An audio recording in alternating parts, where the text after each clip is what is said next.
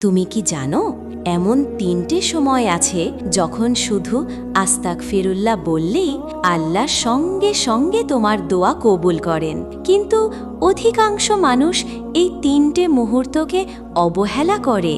এই তিনটি মুহূর্ত জানার আগে ভিডিওটিতে একটি লাইক দাও আর কমেন্টে সবাই একবার লিখে ফেলো আস্তাগফিরুল্লাহ, কারণ এই একটা শব্দই হতে পারে তোমার জীবনের বরকতের দরজা। প্রথম সময় তাহাজ্জুদের সময়, যখন পুরো দুনিয়া ঘুমায় আর তুমি আল্লাহর দরবারে কাঁদো।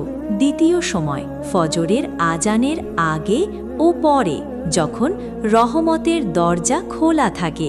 তৃতীয় সময় জুমার দিন আসরের পর থেকে মাগরিবের আগে, যখন দোয়া ফিরিয়ে দেওয়া হয় না।